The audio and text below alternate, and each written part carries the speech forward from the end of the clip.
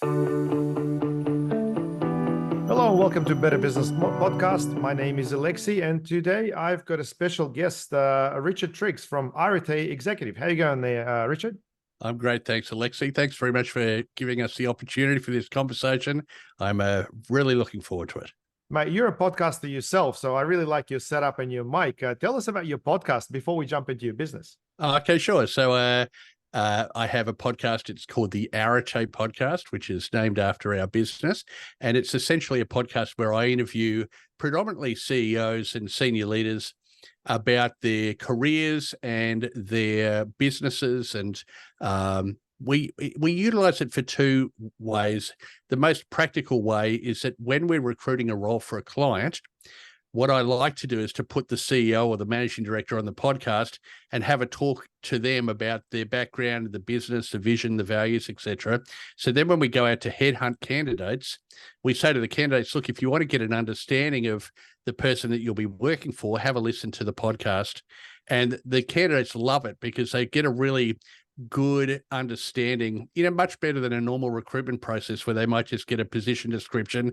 They can actually hear the owner or the CEO, talking about themselves and build a bit of a human connection. So that's I suppose, the main motivator for doing it. But the other one is that, of course, because of the work that I do, we have a huge community of aspiring CEOs and business owners and board directors, and they want to hear the stories of those who've walked the path before them.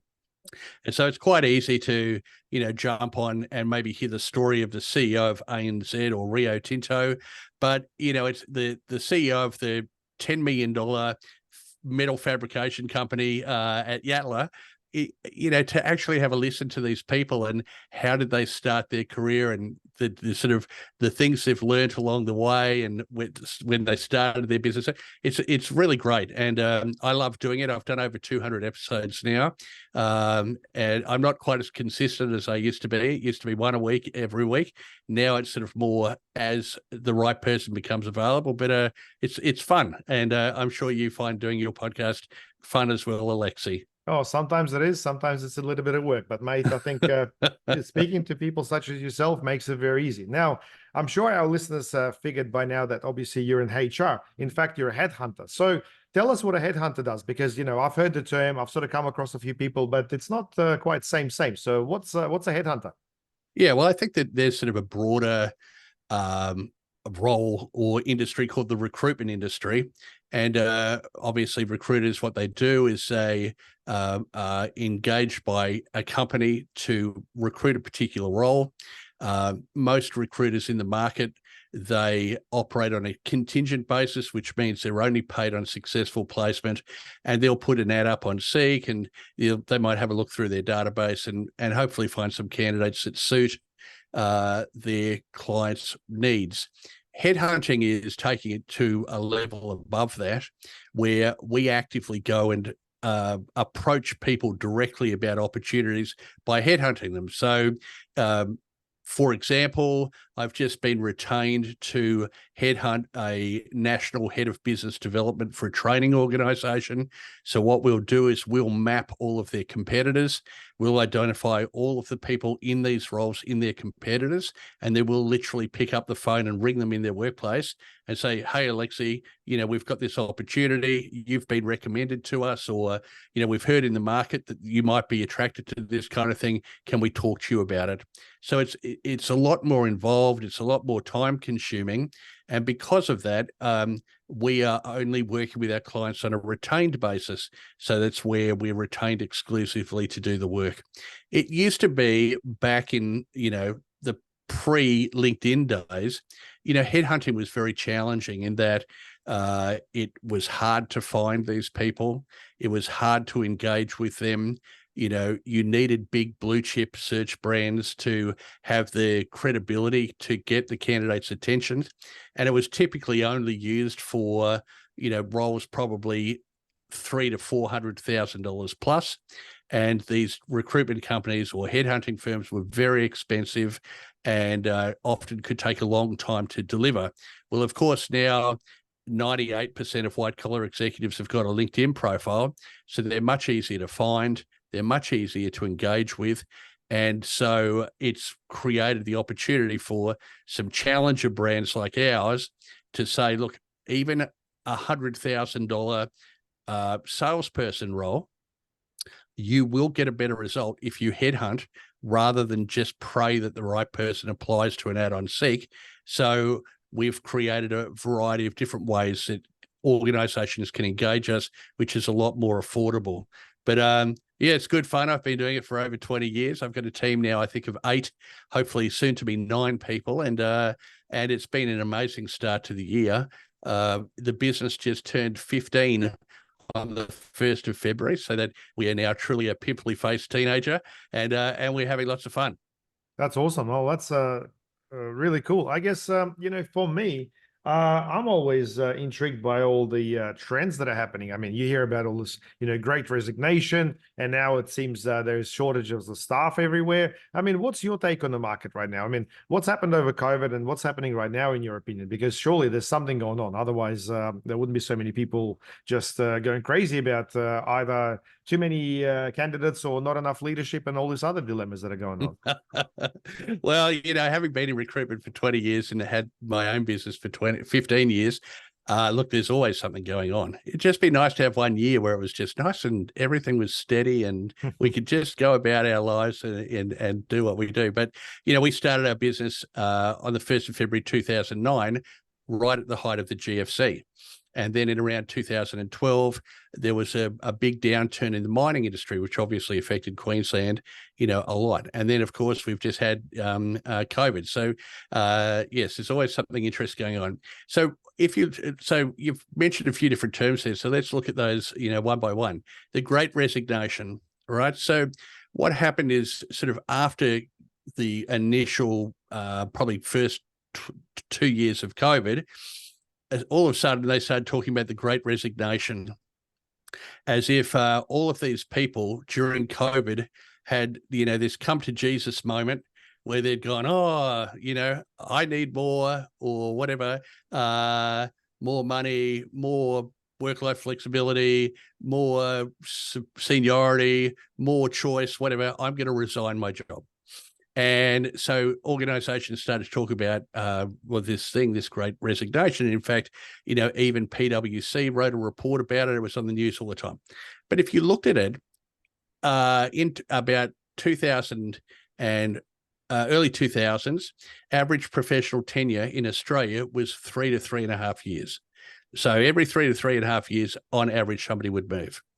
In that period of the Great Resignation, average professional tenure was 3 to 3.5 years.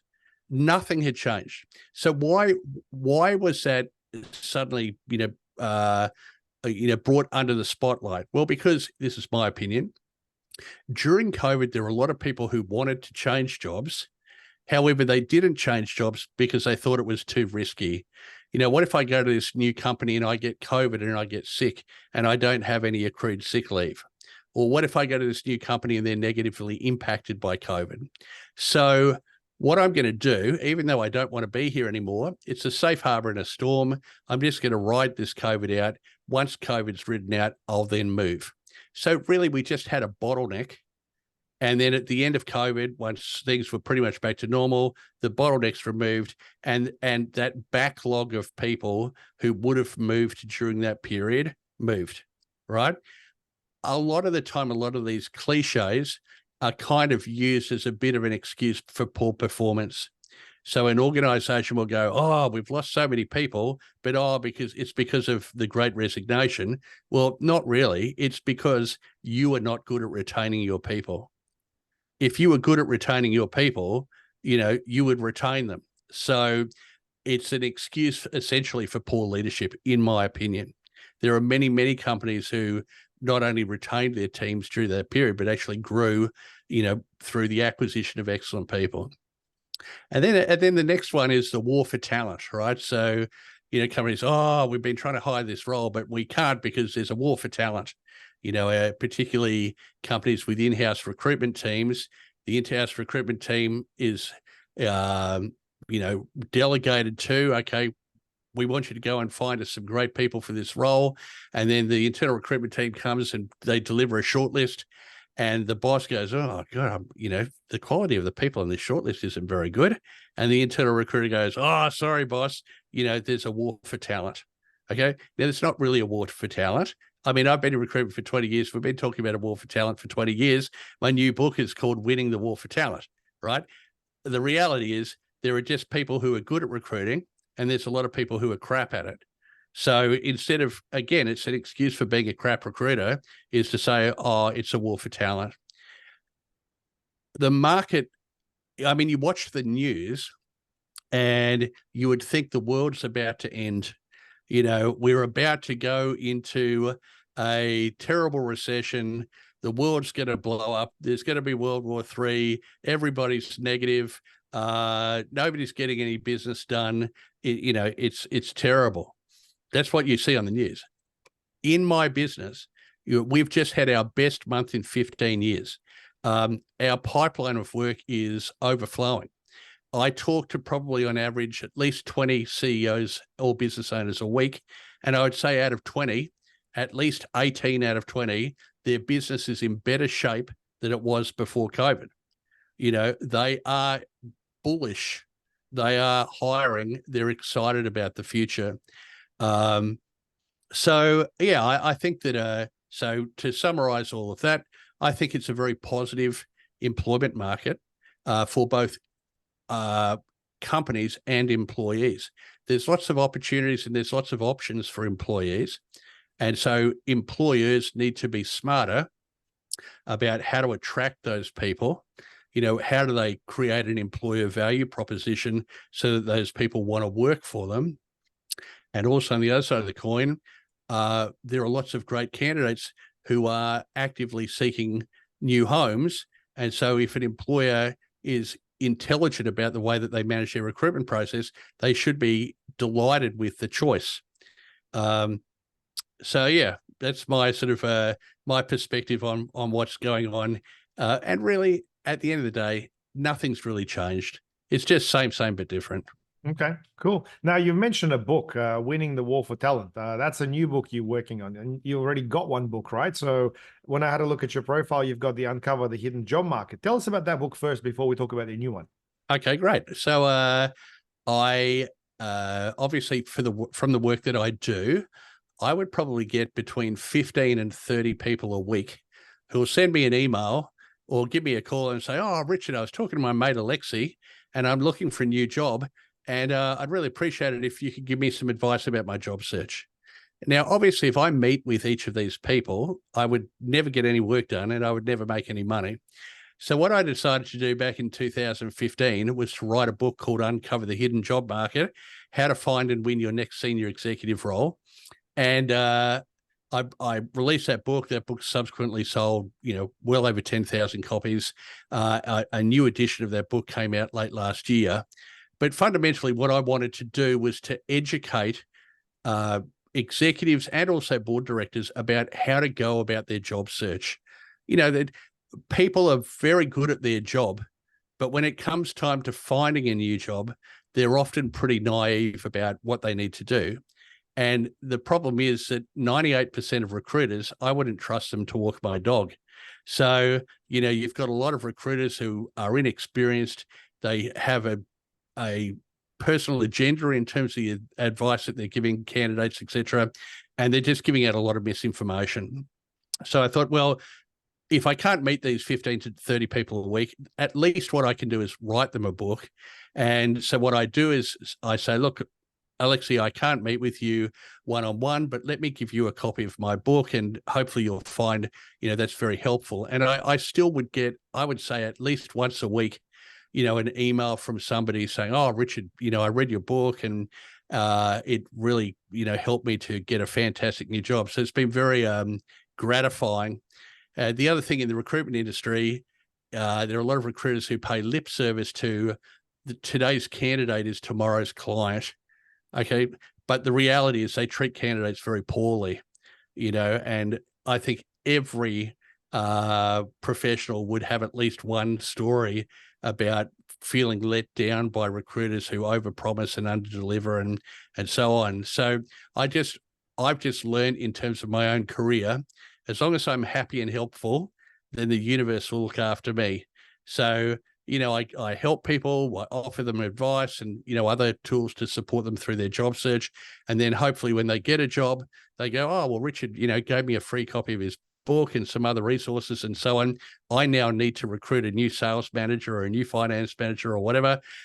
Maybe I'll get Richard's company to do that. So it's been fantastic from that perspective of building brand and building community and just generally being helpful. Well, that's awesome, mate. I think the whole idea of books and positioning yourself as an authority in a particular market works really well. I think a lot of the business owners, entrepreneurs that have decided to spend the time to write a book, everyone obviously thinks it's a great exercise. And in fact, I myself am working on a book at the moment, which I'm hoping to launch quite soon. So even this podcast is actually designed in a very similar way as to what you're describing, because a lot of the time it's just about being able to spend the time to explain to someone some fundamental concepts, or at least give them some intro information, because I think we all want to have those deeper conversations with the customers, right? Like, we don't want to go, hey, here are the basics, but we want to give them the basics and then really have a conversation about something that's a lot deeper. So I completely understand that. I think it's a great strategy. Yeah, Now, I think it very much is now the age of the trusted advisor. You can't just be an order taker. And I think that, again, in my industry, a lot of recruiters, they're generally young. They don't have a lot of professional experience. They are dictated to by their employer and by the client. That they don't really have the gravitas to be seen as a trusted advisor. But as you say, people want to work with people that they trust to give them quality advice and to actually really be useful and helpful. So having a podcast or a book or, these other things to create a perception that you are, that trusted advisor is very useful. Of course, there's a lot of people who write crap books and there's a lot of people now. I mean, I turn on Facebook, it says, write a business book in 1 hour using AI. And you go, well, it's number one, it's not really your book because you didn't write it. And number two, it's probably going to be pretty rubbish. So, I mean, if you're going to invest the time in writing a book, you really want to make sure that it is enhancing your brand and your value by making sure that it's a bloody good book.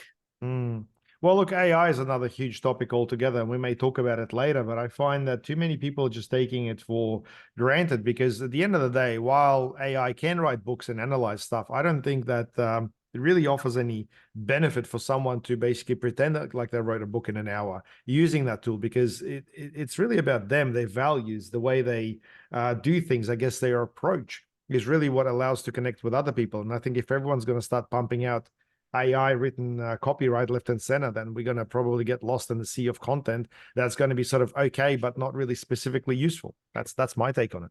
Oh, of course. And also we're all very time poor, right? So, I'm an avid reader, but I certainly don't have time to read, 27 books a week. So I'm going to naturally want to pick books that are written by trusted authorities and, and that are captivating and are going to teach me something. And I suppose it's too early to tell, but I think what we'll see is a lot of these AI books will be just regurgitation of the same thing over and over and over again. And it just won't be enjoyable to read. Absolutely. Now, you've mentioned LinkedIn, and that's probably your number one tool. Tell us about how you use this, in general sense. And I guess if our listeners are probably thinking, hey, I've got no idea how to approach Richard, or how to basically do things around LinkedIn to find talent. I mean, tell us about LinkedIn as a tool, first of all. How do you use it, and any tips you'd like to sort of share with business owners that are looking for talent? Okay, sure. All right. So when LinkedIn first came out, I think it was really sort of created as a platform to enable people to reconnect with former colleagues or, university friends, or and also connect with people that they might want to be working with, suppliers, customers, joint venture parties, et cetera, et cetera. And it was like the professional version of Facebook, right? So you would create your profile, and the profile would articulate your experience, et cetera. And then you'd connect with people in order to have conversation. At that point, once it started to get, some, I don't know the word I'm looking for, but once there started to be enough people on it, then some recruiters started to go, hang on, this is interesting. Why do I need a database when all of these people are on LinkedIn?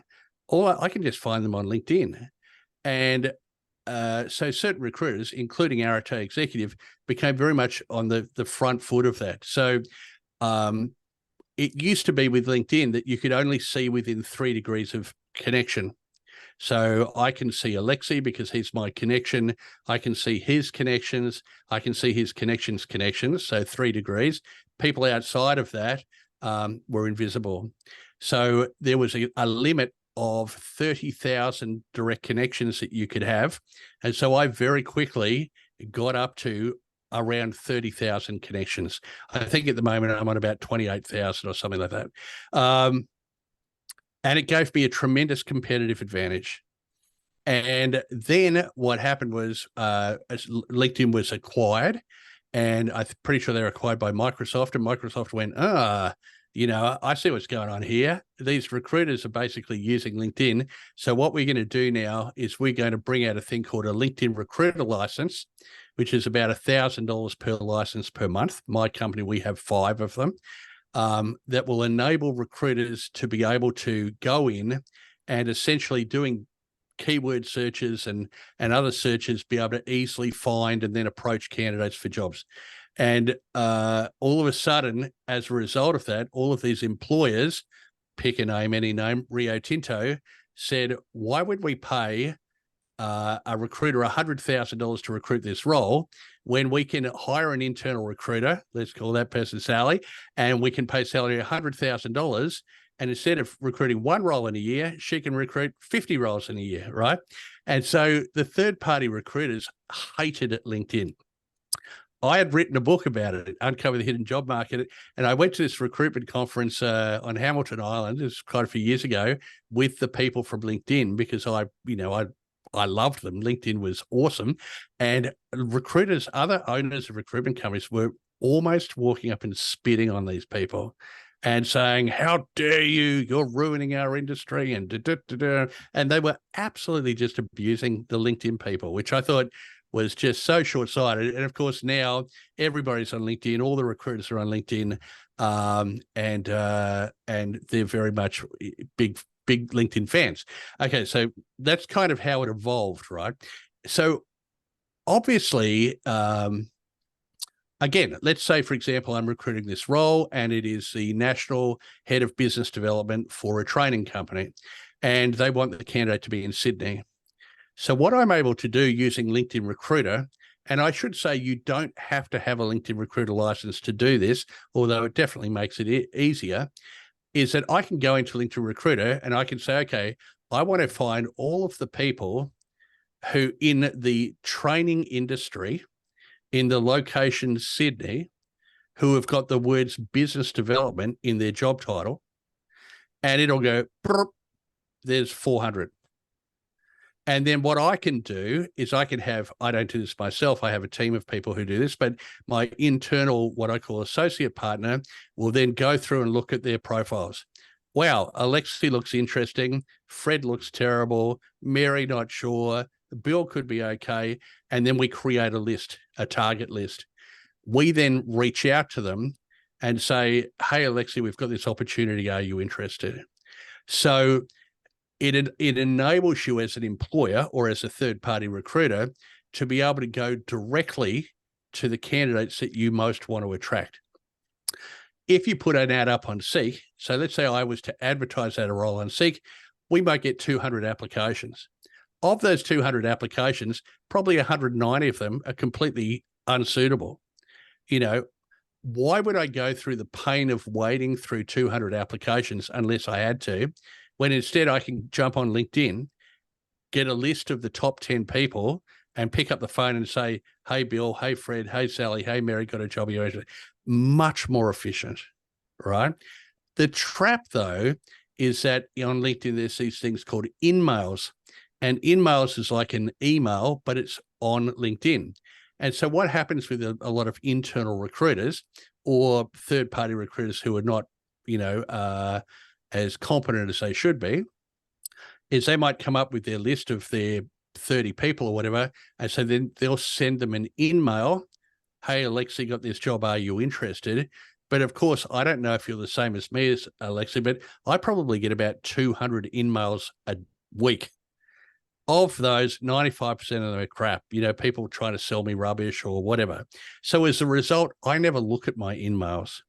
Okay. I'm busy. I'm doing my job. I've got stuff going on. So again, if you just send somebody an email and pray that they'll reply, well, they probably won't reply. The only ones that will generally reply are those people who are actively looking for a new job, and they're probably not necessarily the ones you want anyway. So what LinkedIn is excellent at is enabling you to find the people. But if you really want to maximize your success in engaging that person in a conversation, you have to pick up the phone. And again, it comes back, a lot of the sort of theme of this podcast. I mean, you can use these technologies, AI and so on, for part of the process, but it is that human connection. A human wants to talk to another human about a job. And so LinkedIn is a fantastic tool for identifying the talent, but it has some limitations in terms of engaging with them. Absolutely. Look, I think you've just described a really cool process, and I think you may be making it too easy for a lot of our listeners. I am sure there's obviously a lot more to it, hence why obviously you've got this business. Otherwise, if everything was so simple, everyone would be able to do it. So essentially, like with the process of you described, you're looking for people that are sitting on the fence, right? So someone who's already got a job, has a certain profile, and you're looking to see if these people are interested in the change. Is that pretty much the essence of the conversation? Yeah. So we're talking about what we call a passive versus an active candidate.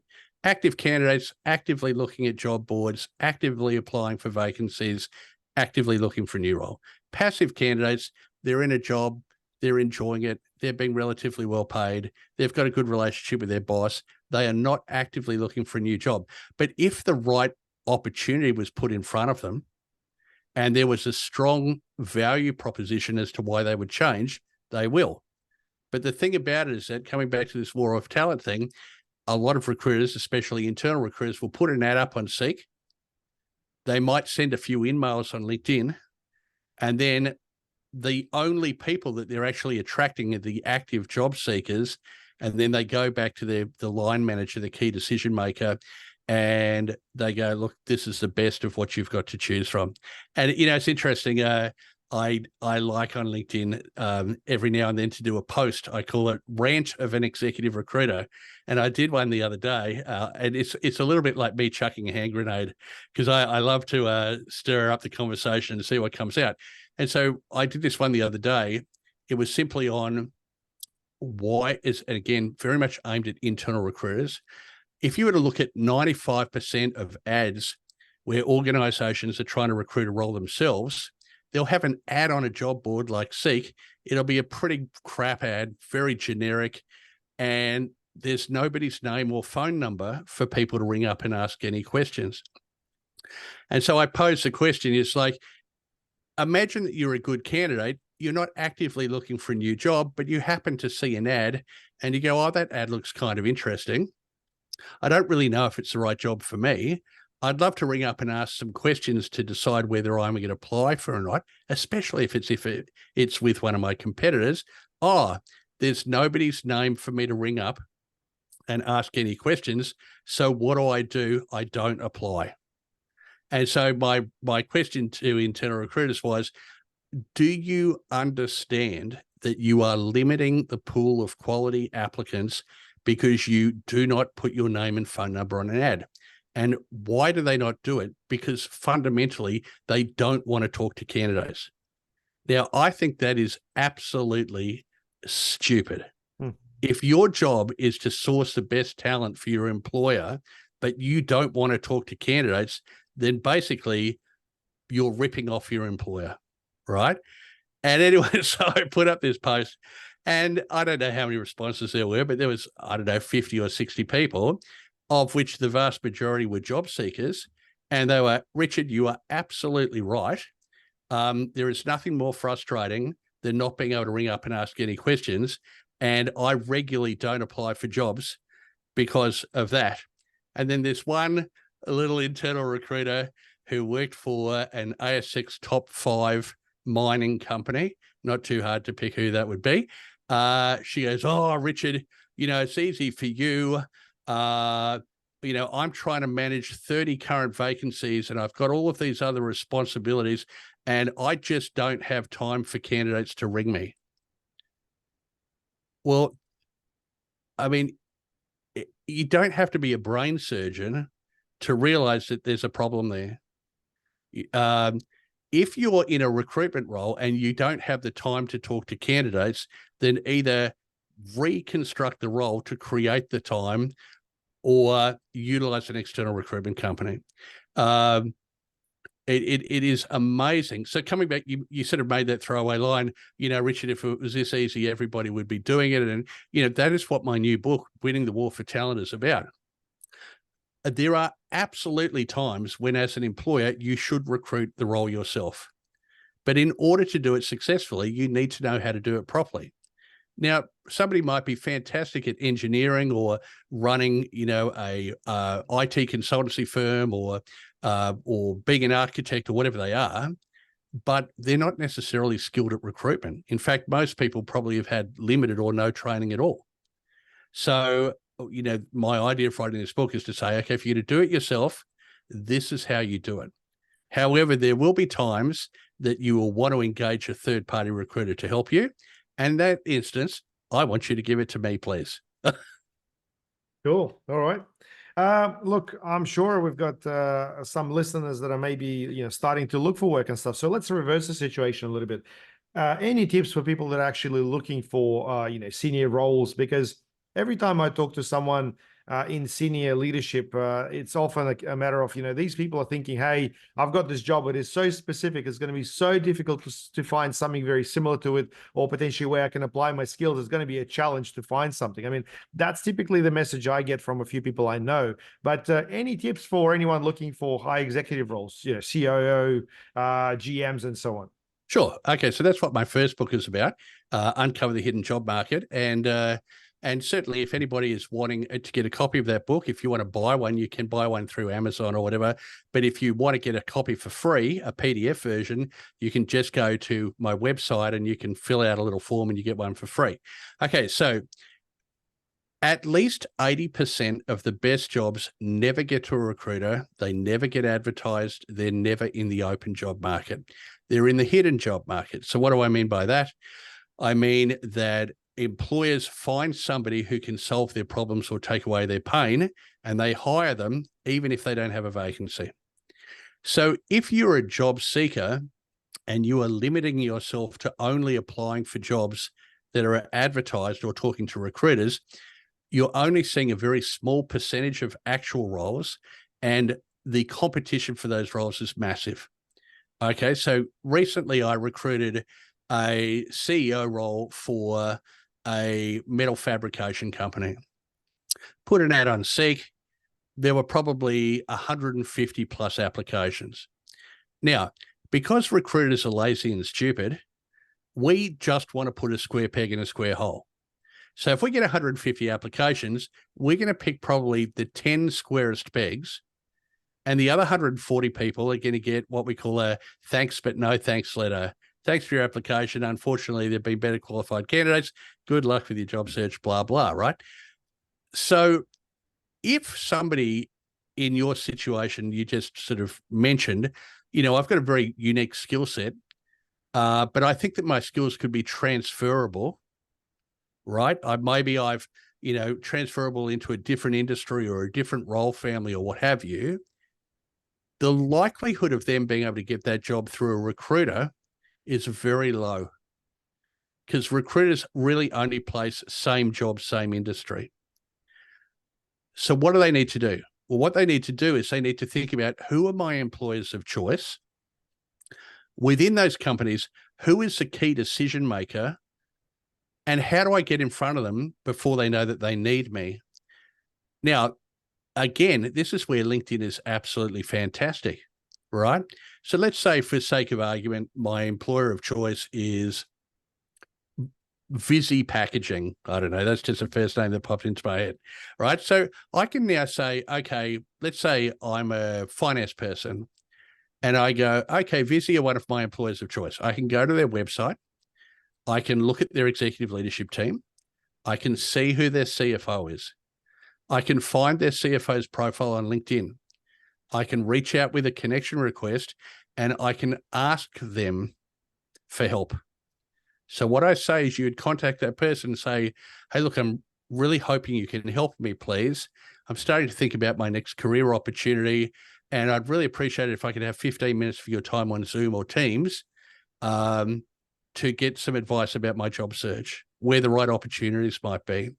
Now, of course, that CFO in Visi is not an idiot, right? So they know that you're reaching out to them, with the potential of looking for a job.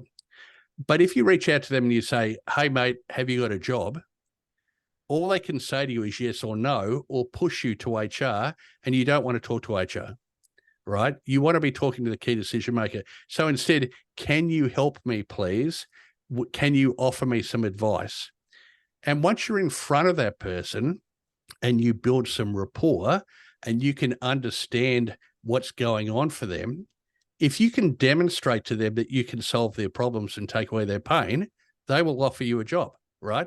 So I've been coaching people through this process for well over 10 years. And when I say coaching people, it's not like I'm retained to coach them for money. I do have some services that I offer where I can help people to get their job search started. But in terms of informal coaching, I say all you got to do every day is identify 3 employers of choice, find the 3 key decision makers, send 3 LinkedIn connections, and ask for 3 meetings. Probably an hour's work a day. If you do that every day, Monday to Friday, that means you've reached out to 15 people. Out of that, you should get at least 2 to 3 meetings. If you do that for 12 weeks, I pretty much guarantee you'll have a new job. The interesting thing, though, Alexei, and I'm sure you would understand this, at least 98% of people don't do it. Mm. They go, oh, Richard, I read your book. Oh, it was so good. Oh, it was such practical advice. It was amazing. Oh, I really enjoyed it. I say, great. How are you going in terms of reaching out to your employers of choice? I'm not doing it. Well, why not? Yeah. Why not? Oh, for whatever reason, people, and the vast majority of people, they just don't back themselves. They would rather sit there depressed, under or unemployed. I'm in this job that sucks. My boss is an idiot. My wife's kicking me up the ass, but they just won't take action. But the thing about it is, if you're an awesome candidate, and of course you are, and there's a war for talent, then all of these employers would be delighted to meet with you because they need you. So the only thing is they can't hire you if they don't know who you are. So tell them who you are. Well, I think that's a great strategy. I think you've gone in depth to describe the whole thing. So if you guys are looking for a job and if you need some ideas, definitely here is a pretty much a guide. You just have to go and execute it. Now, another question, if I may, golf. Let's talk about golf because look, I'm not much of a golf player, but I thought I'd ask because I'm sure a few of our listeners will be thinking, hey, executive roles, golf and so on the weekend. I mean, is that something that you'd recommend, or maybe there's another social avenue that's worth exploring? I mean, I do Brazilian Jiu-Jitsu. I know that's one of the trendy things right now amongst people, I guess, of my age group. I'm 41, by the way. Right. Tell us about golf or Jiu-Jitsu or whatever social Sure. aspects that may actually help. Okay, sure. Well, look, so firstly, Brazilian Jiu-Jitsu. Well, I follow a few podcasters, and it seems that every second podcaster now does Brazilian Jiu-Jitsu, whether it's Joe Rogan or Sam Harris or all of these guys. And when I turned 50, I was sort of a bit unfit at the time, and I thought, I really want to do something to challenge myself. So I signed up to this program. It's a 22-week program. It's called Wimp to Warrior. Oh, yeah, I've heard about it. Where you trained 6 days a week for 22 weeks, and at the end, you had a cage fight. And I said to this guy, I said, look, I'm 50 years old. I'm pretty out of shape. And, my heart's in it. But, really, like, should I do this program? He goes, you'll be right, mate. Sign up. So anyway, I started this program. Well, about 6 or 8 weeks into the program, I pretty much broke my neck. And I've been carrying this injury now for 5 years. And so I would say to you, as a way of fast forwarding your professional career, I don't know that Brazilian jiu-jitsu or cage fighting is the right way to do it. But if you've got a personal interest in it and so on, and you've got the fitness and the flexibility, then go for it. Golf, look, nowadays people are much more into cycling than golf. I think that playing golf is, it's a big commitment. It's, if you go out, it's a full day typically. And if you work really hard during the week and you want to do it on the weekend, it's time away from your family. Your partner's probably going to get a bit cranky. And it definitely doesn't seem, I mean, when I was in business in my 30s, we would go to golf days all the time. And I lived in Cairns for 4 years. I ran P&O for North Queensland, Northern Territory. I played golf probably once a week. I've been back in Brisbane now for 22 years. I'd say in 22 years, I wouldn't have even played golf 22 times, right? Wow. So, but is it a good way to meet people? I suppose it depends on what club you go to and, what sort of group you hang out with and so on. I'm a member of the Brisbane Club. And I would say if you're a senior manager or executive leader and you have aspirations to be that, then being a member of a club like the Brisbane Club is awesome because it's a business club. People go there to do business. The members are all business people because your members, generally people are very happy and helpful. It's a great way. You might be sitting in the lounge and at one table is the chairman of Rio Tinto, and at the next table is, the head of the Brisbane Grammar School. And the other great thing I particularly like about the Brisbane Club is that they've had female membership for well over 30 years. And so it's a very diverse club, whereas some of the other clubs are either still men only or have only very recently let women in. But the Brisbane Club's been fantastic for me. But like anything, it's only as good as the amount that you use it. Right. So if you pay for the fees, but you don't go, or you go, but you don't really sort of use it proactively from a networking point of view, then I don't think it's got a lot of value. So I think, that the thing is networking is critically important. But saying, I do networking because I go to a networking meeting, and I hand out 20 business cards. Hi, Alexei, I'm Richard. Here's my business card. Or going to BNI or these sort of things. Sometimes you can network, but you don't really see the value. But you think, this is awesome because I collected 20 business cards today, therefore I'm a networker. It's being much more intelligent about, what's your intention. Are you networking because you want to get board roles? Okay, then you go and network at the Australian Institute of Company Directors. Are you networking because you want to have more clients in the construction industry? Well, then go and do that. There's no point in fishing where there's no fish, right? If you love playing golf, play golf, and if as a result of that you get some business, excellent. But don't go and play golf because you think that's the way to get business. That's my thoughts on it anyway. That's a great advice. So thanks for going into insights. And I, like your Winter Warrior story. And I'm sorry to hear that you got injured, but I did come across a couple of gyms who are doing that because that was a bit of a franchise back in the days. And I actually do a little bit of work with various MMA and BJJ gyms. So I do come across this guy. So I probably know the gym where you train, but we won't mention any names or anything. I mean, it is for people who obviously want to challenge themselves, but please proceed with care. That's all I can say. Exactly. Yeah. I'm certainly not blaming them at all. And the guy who ran this gym is a lovely fellow, but I just broke. That's okay, mate. We all live different lifestyles, but at the end of the day, I think your advice is right in the way that I think you got to understand what the overall strategy is before you go and bluntly execute on something thinking that there's going to be a result. I've been a member of BNI for a long time, and I can see that without a strategy, without deeper understanding, the whole thing just ends up meeting up with people and there's not much to it. I think that, golf clubs and everything else, if that's the whole purpose of the the reason why you play golf, then there has to be a strategy behind the scenes, and then it has to be aligned with you as well. It's often funny to see people that are sort of trying to fake it until they make it. Like you can see that, hey, this person is really trying to blend in, and for that reason everything sort of goes against them. It's almost like it's that virus that the body keeps pushing out because it just doesn't align. So for me, I think it's just about flow, and if you guys are able to achieve that through the exercise that you can relate to, absolutely awesome. Right? Yeah, I was talking about flow just this morning, and the thing is, in order to have good flow, you've got to have structure. Until your structure is firmly in place, it's too easy to just go all over the shop.